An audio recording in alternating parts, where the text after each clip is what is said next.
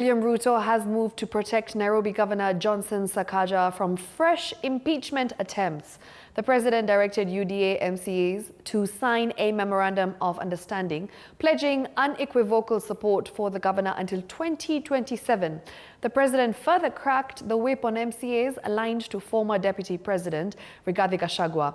Even as Nairobi MPs urged Sakaja to use a 60-day window to deliver services, activists continue to call for the dissolution of the country over alleged wastage. A 5-hour heated meeting at State House, Nairobi, chaired by President William Ruto on Wednesday evening, gave Nairobi Governor Johnson Sakaja the much-needed lifeline after President Ruto moved in to shield the governor from further impeachment threats for the remainder of his term. President Ruto committing his UDA MCAs to append their signatures in a memorandum of understanding, agreeing to drop the impeachment motion against Governor Sakaja and embrace dialogue, and that all their grievances against the governor be handled internally by the party. The MCAs further putting pen to paper, declaring their unequivocal support to the governor until 2027, a litmus test for UDA. We are not settled with whatever has been agreed. We respect our principles greatly.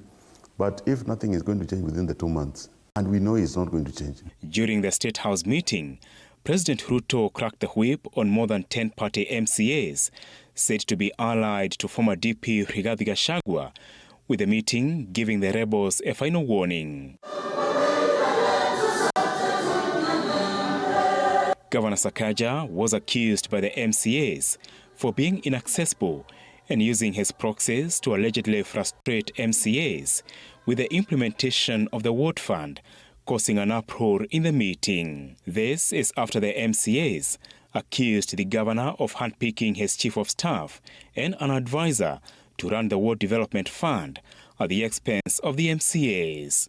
We think that this is a silver lining for the governor not to relax and sigh a sigh of relief, but an opportunity for the governor to now sit back and try to reconnect with his message to the Nairobi people when they elected him, and to go back to the mantra that he had started when he had been running this campaign and even after, that itabidi iwak. Pressure continues to mount on Governor Sakaja after Okoa Nairobi Lobby Group called for the commissioning of a fraud audit and the dissolution of Nairobi County over mismanagement of public funds. Particularly call upon Senator Edwin Sifuna to support this initiative of rescuing Nairobi from the cruel and corrupt Sakaja regime.